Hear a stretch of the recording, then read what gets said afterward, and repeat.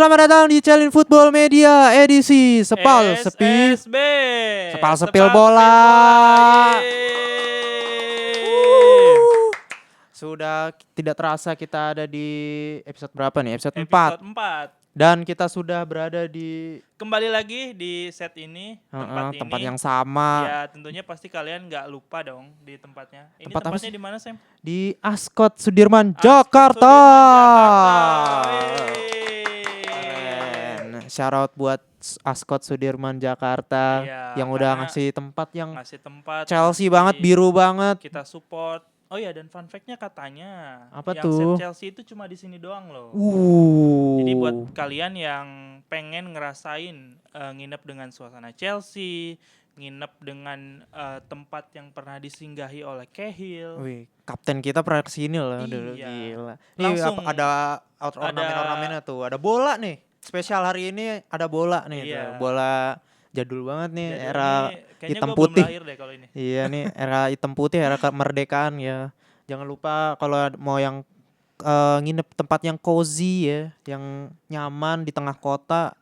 Dan yang pasti nggak jauh dari GBK. Iya, karena kan nanti kan Chelsea mau ke GBK kan, nginep aja di Ascot Sudirman. Oke, langsung booking sekarang guys. Sebelum penuh ya. Iya.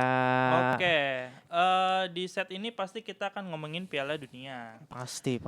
Nggak kerasa udah masuk ke babak 16 besar. Iya. Dan banyak kejutan ya di Banyak. match ini. Salah satunya GOAT kita.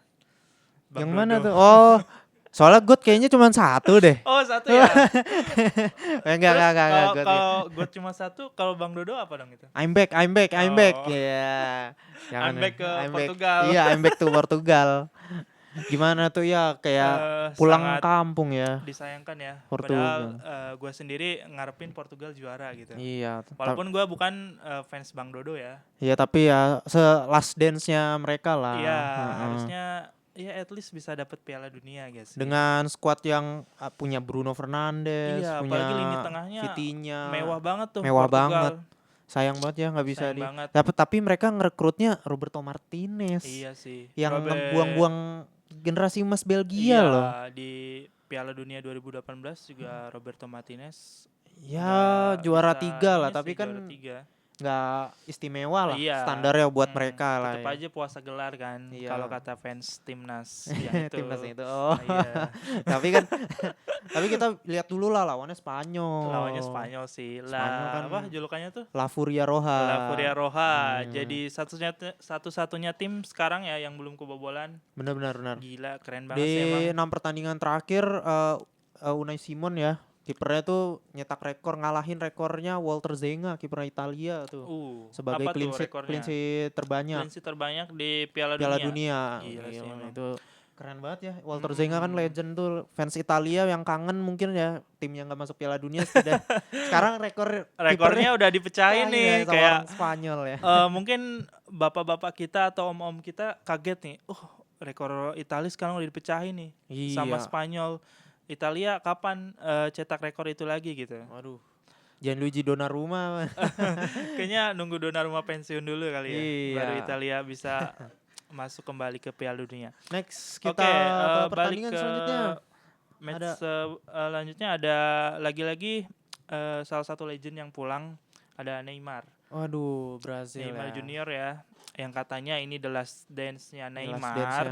Sampai maksa-maksain Jopet nggak dipanggil. Waduh. Demi Neymar. Waduh, kayaknya lebih ini yang nggak panggil, kalau mau nggak panggil mending nggak usah panggil Endrick nggak sih? Endrick atau enggak Igor Thiago kan walaupun top skor di IPL tapi kan di Piala Dunia dia belum punya pengalaman. Aduh, dia kayak Liam Delap cuy.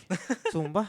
Dia main pertandingan pertama Brazil langsung hilang terus langsung di ini kan nggak di starter lagi kan. Starter lagi malah maininnya Matheus Endrick atau enggak Cunha yang jadi false nine. Endrick aja kayak udah ngegolin ya? Endrick kayak belum udah ya? Deh, satu ya kayaknya. Itu ya kita menyayangkan juga ya Brazil di tangannya Carlo Ancelotti tidak dapat berbuat banyak di Piala Dunia kali ini. Yang digadang-gadang katanya Brazil nih di tangan Don Carlo, seorang pelatih yang punya pengalaman. Iya. Tapi sayangnya harus takluk dari keperkasaan Erling Haaland. Tapi emang the real kuda hitam sih Norwegia di Piala Dunia kali ini. Masih kuda hitam ya, belum tim besar ya. Belum. Tapi Norwegia melangkah jauh nggak nih? Sampai ke semifinal deh. Soalnya lawannya kan The Three Lions nih ya. Kayaknya menarik. Menarik. Tapi soalnya dilihat dari match kemarin, Inggris kan berhasil ngalahin Spanyol tuh. Iya. Di Altecas. Apa nama stadionnya? Azteca. Oh iya, Azteca. Meksiko bukan itu, bukan. Iya, Meksiko kan. Tadi Spanyol. Meksiko loh. Gue bilang Meksiko loh. Oh, Meksiko. Berhasil ngalahin Meksiko di stadion yang katanya angker. Dan altitude-nya tuh tinggi banget itu. Ukuran dia di Azteca tuh ada di ketinggian 2000 mdpl. Itu udah setara Tangkuban Perahu, cuy. Iya. Lu main di kawah Tangkuban Perahu tuh, Sariater air panas. Gila, nggak kenceng tuh anginnya? Iya, bukan kenceng, dingin. Iya, dingin juga kan? Rendah juga kan ini. Yang teman-teman naik gunung pasti tahu lah kalau di puncak gunung tuh kayak gimana. Nah, Jude Bellingham, Harry Kane ya. Siapa lagi tuh? Jet Spence itu semuanya main di ketinggian kalian foto di gapura puncak gunung tuh kayak gitu tuh. Gila, keren banget sih Inggris mentalitasnya. Apalagi unggul 2 gol cepat ya. Unggul 2 gol cepat dan Bellingham. Tapi sempat ada kartu merah kan dari Jarell Quansah. Itu yang makanya salut banget The Three Lions dan Thomas Tuchel yang sempat dikritik juga ya pemilihan pemain. Bahkan sampai detik kemarin lawan Meksiko kan banyak yang mengkritik, kenapa masukin Dunburn cuy? Kenapa ini, kenapa itu ya? Iya, kenapa ini, kenapa itu gitu. Padahal ya kita sebagai penonton layar kaca nggak tahu di balik layar tuh kayak gimana. Apalagi ya kemarin kartu merah juga kan, mereka main 10 orang dan masih bisa menang cuy di kandang lawan Azteca cuy. Iya, dan Inggris tuh jadi tim pertama yang ngalahin Meksiko di Piala Dunia kali ini. Dan rekor 13 tahunnya pecah di tangan Tuchel. Iya, di tangan Inggris The Three Lions. Oh iya, dan sebelum ketemu Inggris tuh Meksiko belum pernah kebobolan ya. Benar. Iya, nggak pernah kebobolan dan masih clean sheet. Dan akhirnya di tangan Tuchel bersama Ken dan kawan-kawan berhasil dibobol juga. Bellingham sih emang mungkin buat fans Inggris ya yang mengkritik, kenapa manggil Bellingham? Bellingham sama aja musimnya kayak Palmer. Iya, dan bisa kita lihat ya kualitasnya Bellingham di match kemarin lawan Meksiko. Tapi kita juga agak bahas dikit soal Jordan Henderson ya gitu. Agak sayang juga tuh orang nggak pernah main di Piala Dunia tapi dia harus cedera. Oh iya benar. Cederanya juga cedera yang nggak tahu ya, agak konyol juga ya, kepleset di papan iklan gitu. Akhirnya dia cedera tangan dan harus keluar dari Piala Dunia ini lebih cepat. Mungkin karena ini kali ya faktor U. Ngaruh nggak sih faktor U sama ketahanan fisik? Iya sih. Tapi jatuhnya juga ya ampun, jatuhnya kepleset itu. Ya memang insiden salah tumpuan. Belum pernah main udah cedera dan kartu kuning gitu. Tapi ya selain itu juga kita bahas Anthony Gordon. Iya, salah satu pemain yang cukup bersinar bersama Inggris di Piala Dunia kali ini ya. Gordon tuh calon pemain Barca tuh. Dia lagi unjuk gigi. Udah resmi. Oh ya, udah resmi ya pemain Barca. By the way ya. Dia unjuk gigi. Emang Rashford doang nih yang bisa bawa Barca juara. Nih pemain Inggris lainnya nih Anthony Gordon bisa nih. Bisa. Gitu kali ya. Saingan di timnas, saingan juga di Barca ya. Iya, tapi kan Rashford balik ke MU lagi ya. Ya ini pembuktian Anthony Gordon lah kayak buat fans-fans Barca yang masih meragukan ragu, ya. Apalagi harganya nggak murah kan Gordon. 80 juta ya? Iya, sekitar segitu. Oh, itu Barca banyak duit ya, lagi banyak duit. Oke, next kita geser ke ada drama nih di pertandingan tuan rumah USA versus Belgia. Ini banyak bumbu-bumbunya nih kalau yang ini nih. Karena ini Belgia melawan admin dunia gitu kan. Ya gimana nggak admin dunia, jadi pemain striker mereka Valorin Balogun tuh sebelumnya kena kartu merah. Tapi dipaksa katanya udah batalin aja sampai Donald Trump langsung turun tangan kan, katanya itu bukan pelanggaran katanya. Terus dia bilang gimana rasanya kalian kalau pemain terbaik kalian misal Messi atau Ronaldo nggak main buat negara kalian. Tapi semenjak itu negara-negara lain jadi pada ikut banding. Iya Coba aneh banget. benar. Inggris Kayak FA-nya Inggris mau coba banding yang kartu merahnya Kwanza juga tuh ikut-ikutan. terus Federasi Prancis juga coba banding tuh Ke kartu Olise kuning ya. Olise. Karena kan Olise nanti nggak bisa main ke ini kan semifinal kalau Kalau nanti. kartu kuning lagi pas Mm-mm. nanti dini hari berarti ya Iya lawan iya iya. Maroko. Heeh, bener. Sayang Apa? banget ya kalau ini ya. Yang mana? Oh, emang ditolak. Oh iya. Oke, kita Aduh sayang banget ya. baru dapat update guys, katanya banding Olise ditolak. Ya, Sama seperti banding Federasi Belgia ya, Federasi Belgia yang soal Balogun itu. Balogun dan kayaknya nggak ada kelanjutan juga ya dari bandingnya Kwanza. Belum ada update terbaru. Update terbaru dan kayaknya Kwanza tetap bakal absen di pertandingan lawan Norwegia kali ini ya. Soalnya kapten kita udah kembali kayaknya. Rhys James. Oh, Rhys James sudah mendingan lah ya. Udah siap mengisi posisi bek kanan. Oke. Soalnya takutnya yang gantiin Jet Spence. Atau mungkin Chalobah. Wah, iya, Ya, siapa Chalobah. tahu kan. Ya siapa tahu, siapa tahu. Oke, balik lagi ke Prancis, ke USA sama Belgia nih. Akhirnya di match itu Balogun pun nggak ngapa-ngapain juga ya di pertandingan itu. Iya sih kita, aduh, cuman nggak dapat shot on target ya. Iya. Padahal striker USA ini kemarin waktu lawan Belgium kayak main 10 orang. Padahal nggak ada yang kartu merah kan. Iya. Kayaknya Ada yang satu AFK gitu ya. Dan kayak terlalu digendong Malik Tillman juga gitu loh. Itu satu-satunya yang cetak gol kan dari Iya, USA. cetak gol. Golnya juga bagus sih, free kicknya itu Malik Tillman oke sih. Tapi ya gimana ya, Malik Tillman ini terlalu gendong. Christian Pulisic sama temen-temennya nggak bisa ngapa-ngapain. Tyler Adams nggak terlalu sesuperior di match-match Iya. sebelumnya ya. Terutama Tyler Adams nih yang sebagai gelandang jangkar tapi gampang kalah gitu, kalah di tengah sama Yuri Tielemans. Jadi kayak waduh, ini Amerika udah tamat Amerika sih sebelumnya karena case Balogun itu banyak dikecam kan Iya, sama fanbase dari negara lain, dan akhirnya Belgia membuktikan itu dengan menghukum mereka dengan kemenangan telak 4-1 ya. 4-1 lewat golnya Carles de Ketelere. Iya, 2 Charles gol. de Ketelere. 1 gol dari Romelu Lukaku. Dan 1 gol lagi siapa tuh? Gol lupa Sam. 1 gol lagi dari Van Aken. Oh iya, blundernya Hans Van Aken ya. Blundernya dari kiper mereka Fries sih kalau nggak salah. Itu blundernya tolol sih kata gua mah. Kata gua, lu di depan nih, bola lu posisinya udah lepas dari jauh lah dari gawang dari gitu gawang. Ya. Lepas dari posisi lu kontrol bola muntah gitu loh. Lu masih sempet-sempetnya mengontrol bola liar itu gitu loh. Sedangkan lu udah di-press, itu yang nge-press Charles de Ketelare. Jadi Charles de Ketelare itu udah punya 1 assist juga, 2 gol 1 assist. Berkontribusi ya dari 3 gol juga. Belgia. Itu kalau nggak di-press sama Charles mungkin nggak ada gol ketiga. Itu karena di-press akhirnya panik kipernya, akhirnya bolanya mental lagi, disambut lah oleh Van Aken dari jarak jauh. Sebenarnya udah kena badannya kaptennya timnas Amerika waktu itu, Tim Rim. Tapi boleh tetap masuk guys. Tetap masuk. Sayang. Dan akhirnya Belgia yang lolos ya. Iya. Dan akan ketemu Spanyol. Kita bahas dikit nih Belgia Spanyol nih. Ini menarik sih. Menarik ya. Soalnya kan di satu sisi Spanyol sendiri belum pernah kebobolan dan belum pernah kalah kan di fase grup kemarin. Iya.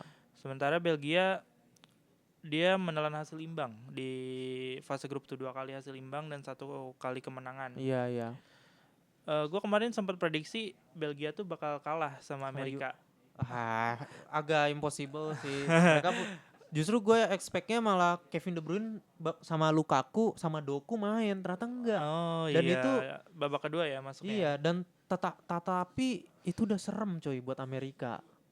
Iya sih. Pemain walaupun gak main KDB, siapa lagi si Lukaku lah ya, atau si Doku itu gak ada yang main ya. Tapi tetap menakutkan, bahkan bisa 4-1 loh. 4-1. Skornya. Dan skornya cukup mengejutkan ya. Telak loh itu, telak banget. Oke, ngomongin nanti lawan Spanyol, dari lu sendiri gimana Sam sebagai fans Spanyol nih? Wah, apakah lu optimis?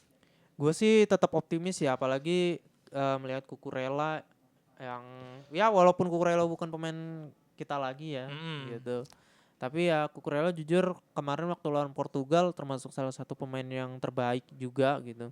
Golnya kemarin sebenarnya waktu lawan agak flashback dikit waktu lawan Portugal itu Dia udah mereka menit akhir ya, iya, jadi skornya sebenarnya secara permainan ketat.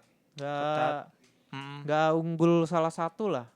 Portugal juga menyerang kok. Ada saling ini ya, jual beli saling jual serangan. beli serangan, saling jual beli possession, apa recovery ballnya mereka Mm, juga gitu. Pertarungan di lini tengahnya lumayan keras lah. keras. Rodri, ada Oh iya, Rodri Joe jadi Neves, ada ini Vitinha kan gitu. pemain terbaik Iya ya, di match itu. gua nggak heran sih kenapa Rodri bisa jadi juara apa menang Ballon d'Or sih.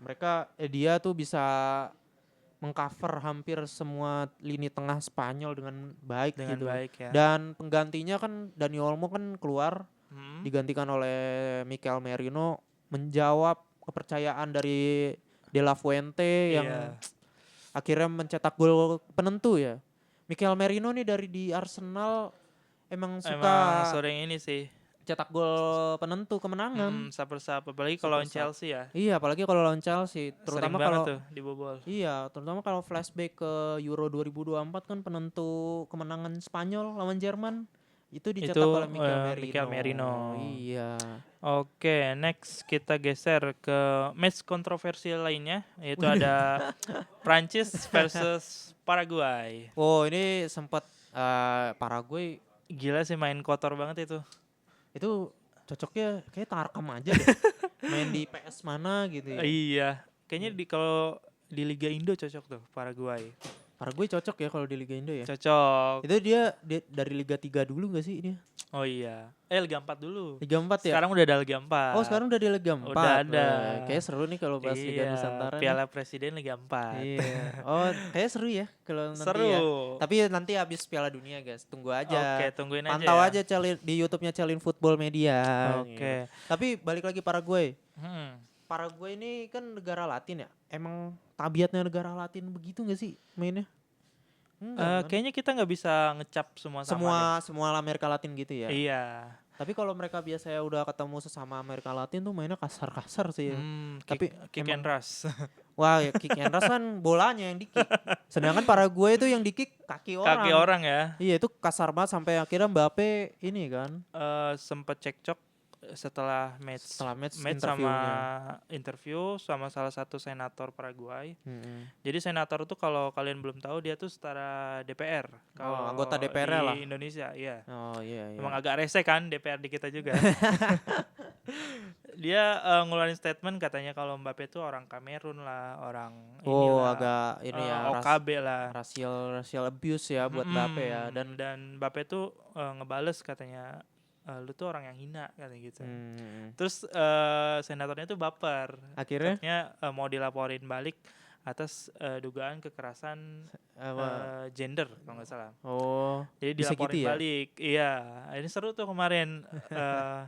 Padahal dia sendiri bilang si senatornya ini kalau dia bukan pengamat sepak bola atau yang ngikutin sepak bola. Ya ngapain ngomongin ya? Iya, kenapa gitu? Ngapain ngomong kayak gitu? Udah tahu kapasitas lu tuh oke, beropini nggak apa-apa lah. Ah, Tapi ah. kalau opininya ya mentang-mentang sorry, kulit hitam gitu-gitu. Iya. Itu kan racial abuse. Mm-mm. Kalian udah tahu sendiri lah di sekarang kan udah Sekarang udah sensitif banget kalau isu-isu latar kayak belakang gitu. seseorang gitu loh. Itu Mm-mm. kayak nggak penting banget. Itu di Iya. luar non teknis kan. Gitu. Benar. Dan emang dikritik juga Paraguay ini kayak gak layak nih lolos 16 Ke besar. 16 besar ya. Mending Jerman aja lawan Mending Prancis gitu. Tapi ya Iya. Jerman juga nggak sanggup juga kan lawan Paraguay kan. Iya, Ya, tapi emang kipernya bagus sih si Kipernya bagus Orlando Gil tuh. Oh iya Orlando Gil ya. Masih oke ya. Masih oke, dan dia di lawan Prancis tuh kemarin jadi pemain terbaik. Ya walaupun kalah ya. Walaupun Tapi ya kalah. Paraguay juga lumayan lah. Maksudnya dia bisa menahan sampai Prancis. ada penalti itu. Iya. Ada penalti itu kan. Gitu. Terus Mbappe juga bilang katanya, ya ini kalau lu mau main kotor ya Prancis juga bisa main kotor. Ya itu statement paling Gila sih, kayak paling yang ini ya. Keren ya, Keren Mbappe, dari Mbappe. anjir, sang kapten gitu. Kalau Berani kita ngomong kayak gitu. kalau mereka bisa main kasar, kita juga bisa kok. Kita juga Iya. tahu gitu. Terus tambahan dari Mbappe kalau nggak salah dia bilang Paraguay mereka tuh mikir kita tuh mainnya cantik, pakai dress. Dia menganalogikan pemain Prancis tuh pakai dress, pakai gitu. suit apa kan, pakai jas, rapi ke lapangan. Enggak, kalau lu mainnya kasar, Ya kita juga bisa mainnya kasar ya gitu. istilahnya lu jual gue beli deh Yeah, gitu. gila pepatah yang keren banget dah Mbappe. Oke, lanjut ke match ini sih yang cukup seru juga. Dari Messi lawan Mesir. Oh, ini salah satu kontroversial lainnya juga Iya.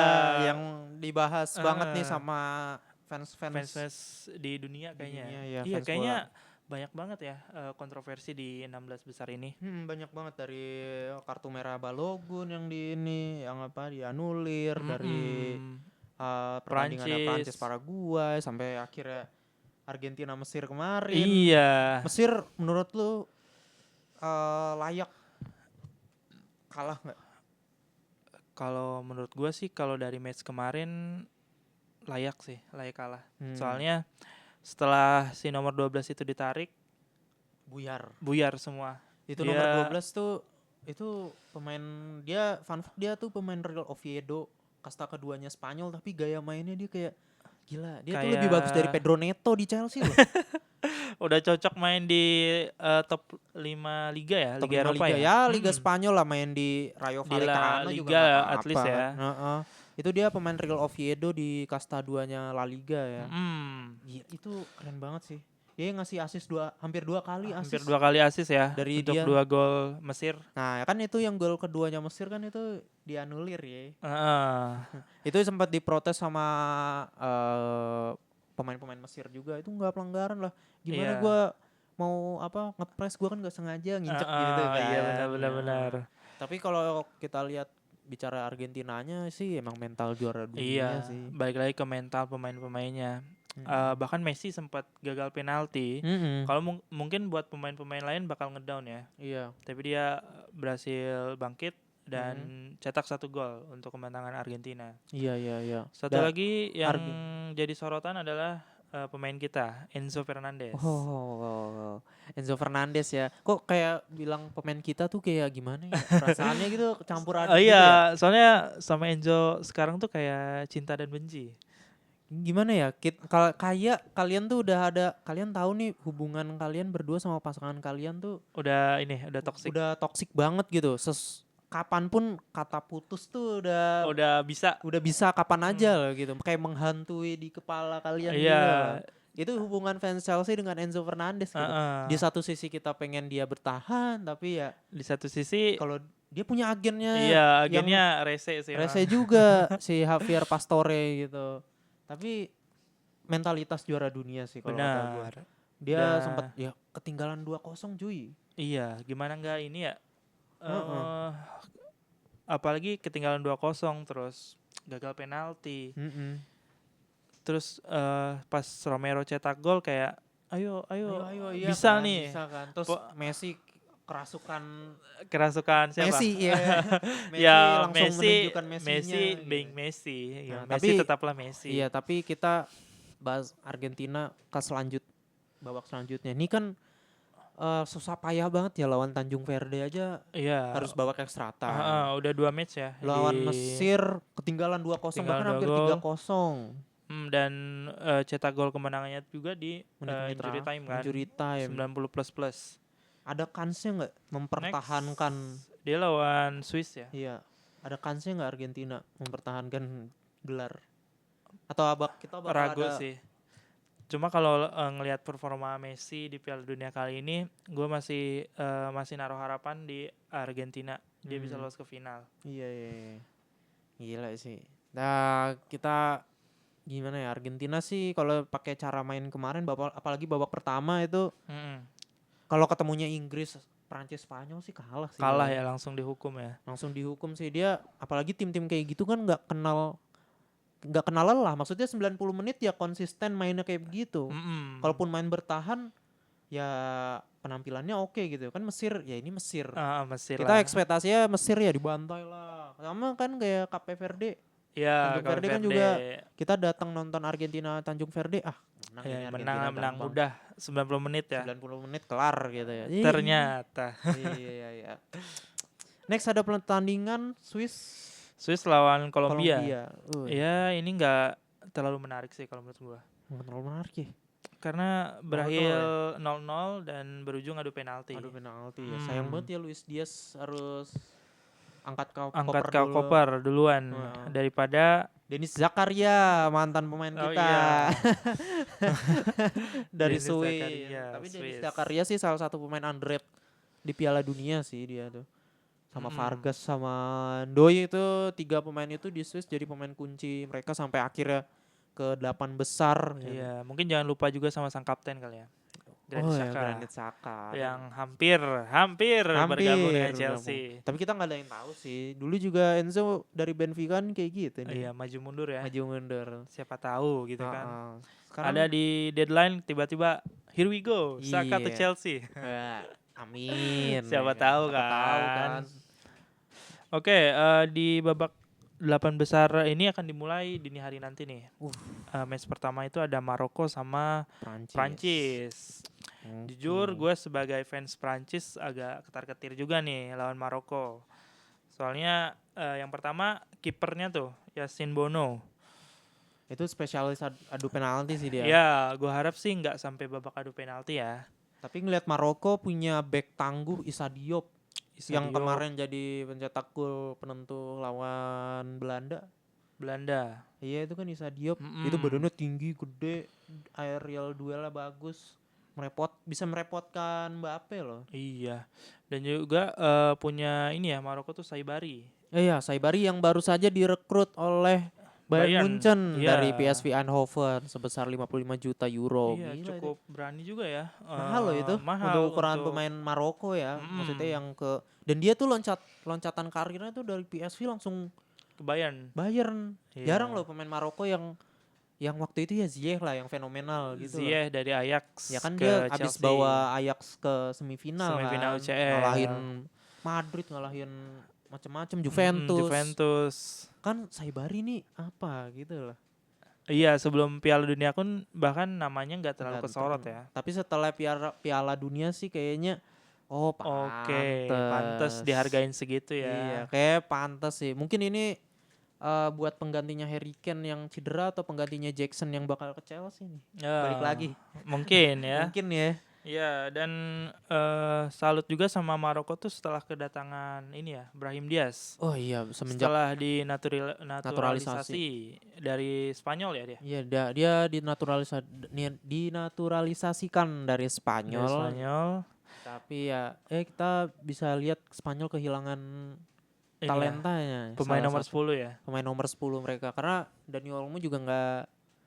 Kalau kita lihat bandingin sama Dani Olmo juga nggak terlalu menonjol ya. Menonjol sih. Padahal Brahim Diaz itu di Madrid nggak banyak fans Madrid ya. Nggak terlalu di tangannya Alonso dan Arbeloa musim lalu nggak terlalu kelihatan. Justru malah lebih bagus ya Pak Arda Güler.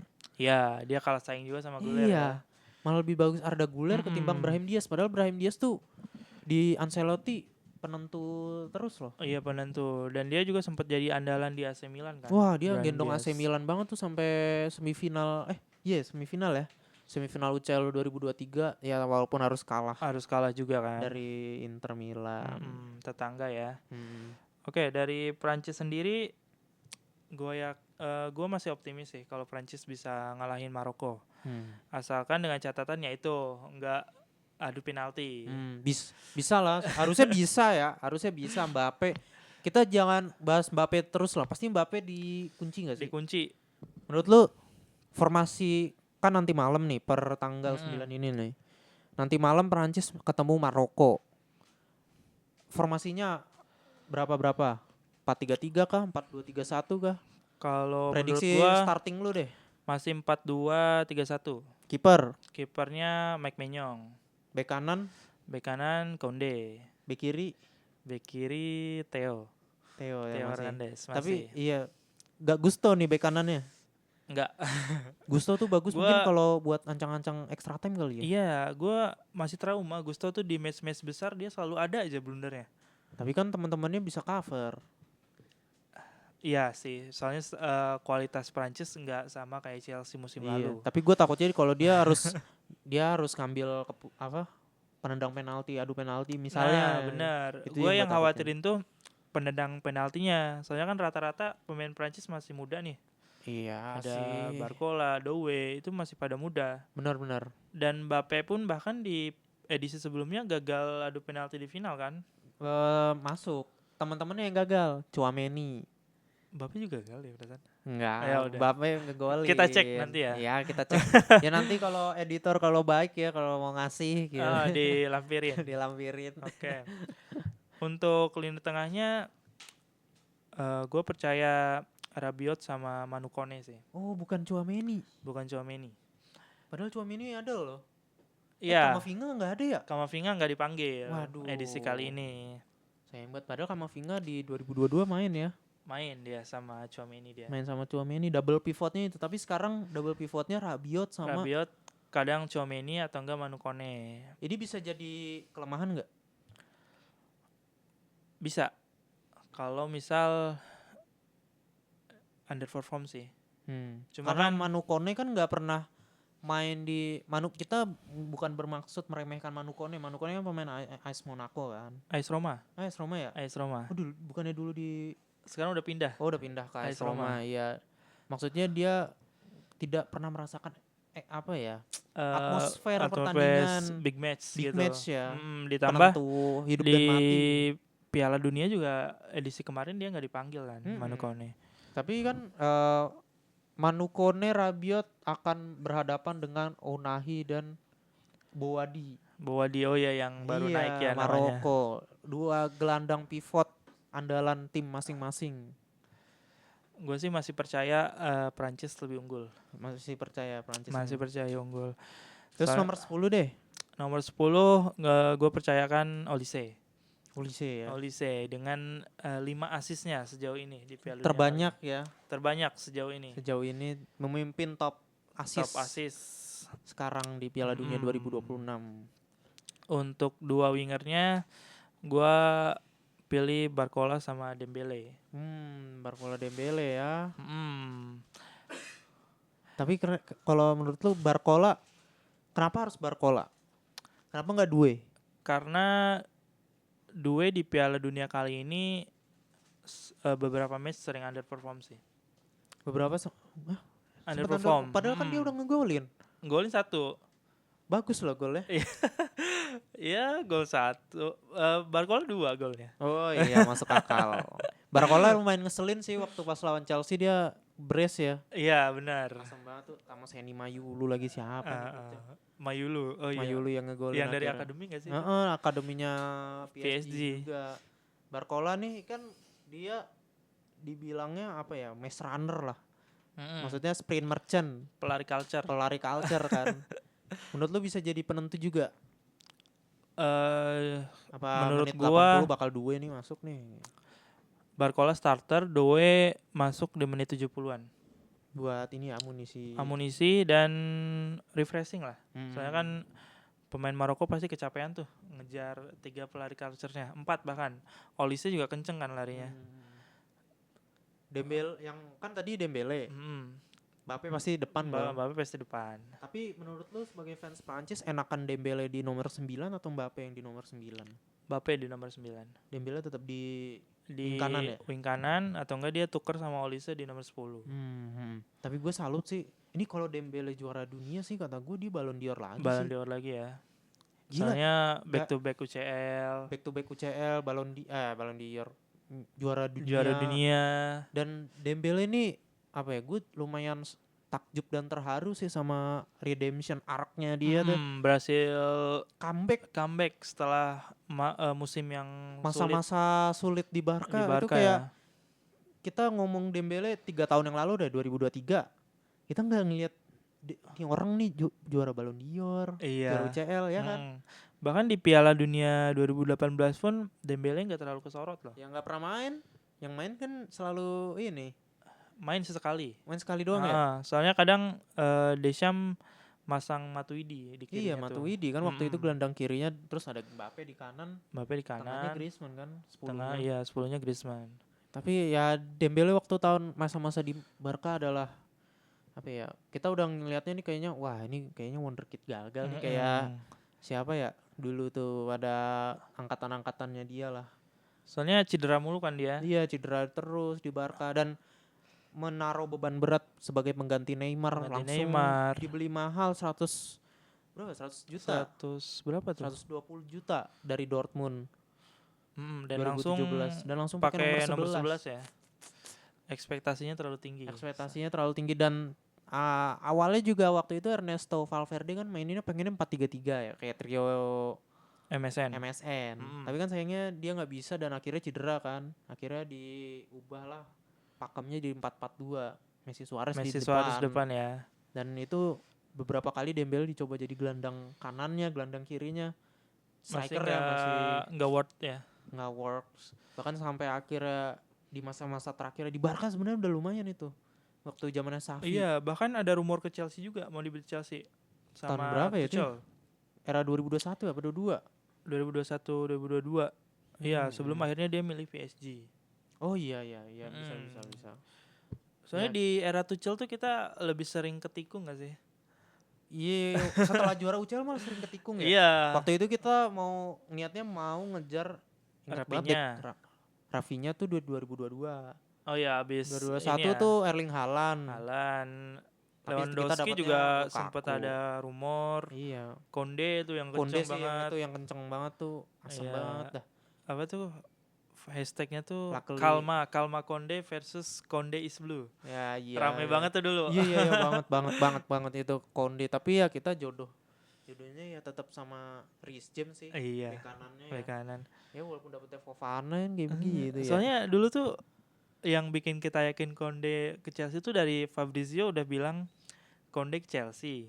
Tapi dari jurnalisnya Barca, siapa tuh waktu itu?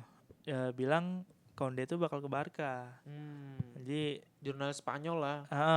Ngiyakinin bahwa Konde kalau nggak salah Gerard Moreno deh. Oh iya. Kalau nggak salah ya. Jadi akhirnya jadi perdebatan sama fans di Indo dan di luar. Akhirnya mulai kepercayaan Fabrizio kayak waktu itu udah mulai luntur tuh. Luntur ya. Gitu. Iya, apalagi banyak kegocek transfer tuh. Tapi balik lagi lah, kita ke Prancis lagi lah. Iya. Mbappe di nomor 9. Kan gue sih menebak pertandingan nanti Prancis melawan Maroko. Kemungkinan Maroko bakal agak deep mainnya. Agak deep ya. Main counter attack karena mereka punya sayap kayak itu, Saibari. Terus Hakimi jangan lupa kan, ada Hakimi di back sayapnya. Ada Onahi, ada Bouradi. Oh iya, Onahi kemarin baru brace ya. Onahi kemarin baru brace loh. Lawan Kanada ya. Ya, Kanada. Sayang sekali Kanada harus gugur dari Piala Dunia. Iya, mirip sama prediksi gua soal Kanada di episode kemarin bahwa Maroko bakal menang gampang di 90 menit. Nggak bakal ke extra time. Dan itu kebukti. Iya, meskipun bukan 2 gol. Tapi itu sih gue yang takjub kayaknya mereka punya jimat namanya Rahimi deh. Pemain mereka tuh yang nomor 9 Rahimi tuh. Yang kemarin cetak gol juga ya? Cetak gol juga, tapi yang pas lawan Belanda tuh hokinya nggak hoki banget. Jadi dia dia kan striker nomor 9-nya Maroko kan. Setelah si itu nggak dipanggil ya. Enesiri udah tua lah waktu itu juga. Sekarang manggilnya Rahimi ini. Rahimi.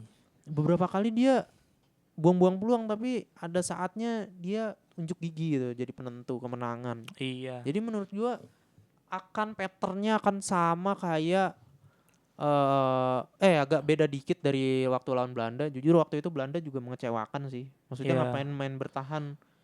Blunder sih dari awal pelatihnya aja gitu loh. Iya. Walaupun sebenarnya dia main bertahan pun juga akhirnya berhasil mencetak gol lewat counter attack kan. Tapi kan sayangnya Gakpo ya itu. Iya, tapi kan sayangnya mereka bertahan juga nggak mumpuni banget gitu loh. Dan Maroko punya Issa Diop, back tinggi yang mencetak gol penentu dari Maroko melawan Belanda. Itu kan bisa jadi penentu juga. Iya, bisa jadi salah satu ancaman buat Prancis. Timnas Prancis. Set piece mereka juga bagus Maroko. Iya sih. Cuma ini bukan nakut-nakutin lu. Iya, kita ini aja Gua kan emang gue pribadi sendiri kan dari awal gue bilang udah ketar-ketir lawan Maroko. Soalnya di 2 edisi terakhir mereka keren loh bisa masuk 8 besar. Tapi kan edisi terakhir Prancis ketemu Maroko menang mudah. Iya, menang Mudah loh, semifinal 2022 itu Qatar itu mudah loh, itu jatuhnya Mbappe. Takutnya ini apa? Ini tuh jadi ajang balas dendam. Kayak. Iya sih bisa Wah, sih. musim kemarin gue dikalahin nih sama diajarin main bola gue sama Mbappe. Prancis. Iya. Bisa nih gue kalahin gitu. Iya. Soalnya lagi berapi-api banget kan. Ditambah kemarin Prancis menangnya juga ya bad win lah. Oh, yang waktu lawan Paraguay. Ya, tapi itu faktor Paraguay yang main kotor juga sih. Iya, gue takutnya ditiru juga sih sama tim-tim lain kan ya. Kalau mau lawan Prancis mainnya kayak gini aja nih. Iya. Oke, terakhir deh nih. Terakhir kita prediksi skor aja deh. Prediksi skor Maroko Prancis ya. Iya. Gue sih 2-1. Prancis menang. Ya. Tapi siapa yang ngegolin duluan deh? Maroko apa Prancis? Prancis.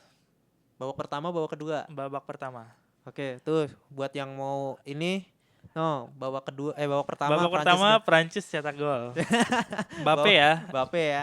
Mbappe duluan. Lewat penalti apa enggak? Enggak ya. Tapi nanti ada penalti enggak sih? Pasti ada ya. Mudah-mudahan ada. Biar seru.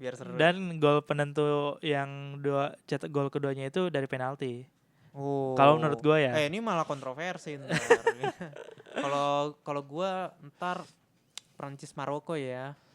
Mungkin kayaknya Maroko bakal ngegolin duluan sih. Maroko ngegolin duluan mungkin di babak kedua karena ketat. Pasti bakal ketat. Mungkin dari antara atau enggak Ounahi lagi atau si Brahim Diaz sih yang bakal ngegolin. Atau enggak Saibari dari sayap, terserah. Pokoknya Maroko bakal ngegolin duluan.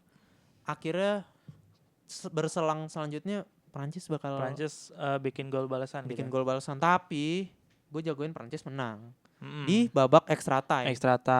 Itu kalau gue gila, kita udah tebak skor ya. Iya, tebak skor dan udah di penghujung acara kita kali ini malam ini, podcast malam ini di Spill Bola edisi Piala Dunia episode 4. Episode 4 kali ini cukup seru ya karena kita cukup banyak mereview pertandingan di babak 16 besar karena banyak hal yang menarik. Karena banyak kontroversi juga di 16 besar gitu loh. Dan satu lagi ketinggalan. Apa? Akhirnya pemain Chelsea ada yang cetak gol. Siapa? Enzo. Kan tadi udah dibahas. Belum itu ketinggalan. Belum ya? Iya. Enzo tuh jadi pemain pertama Chelsea. Pemain Chelsea pertama yang mencetak gol di Piala Dunia kali ini. Ya, kita berdoa Enzo semoga ini kan top skor jauh lah ya. Top skor jauh. Soalnya kan Messi 8 gol, Enzo 1 match 7 gol kan. Iya. Agak mungkin gitu. Melipir dikit deh top skor. Ini kan udah mau Messi di atas puncak nih, udah 8 nih. Ini berarti Mbappe bisa ngegolin kali ini bisa lebih balap rekor Messi ya. Bisa sih kayaknya malam ini ya. Bisa. Kalau Maroko mainnya terbuka sih pasti bisa ya. Jadi makanan empuk ya buat Prancis. Oke. Di top skor itu kan Messi 8 gol ya. Iya. Haaland, Mbappe 7 gol, Harry Kane 6 gol. Seru sih. Seru ya. Ya udah.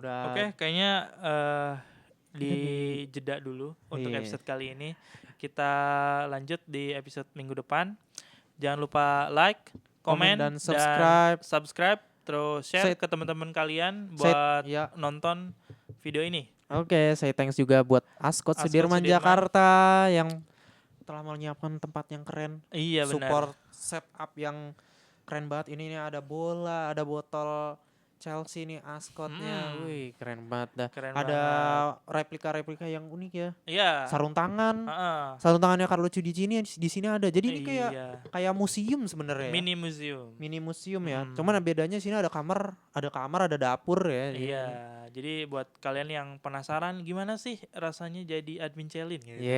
Yang ada di sini gitu. Gimana sih rasanya terlahir sebagai darah biru? Iya. Gimana sih rasanya pas melek pagi-pagi tuh, kok ada Chelsea-nya gitu. Langsung aja booking guys dari sekarang. Iya, di Ascot Sudirman Jakarta. Oke, see you next video. Bye.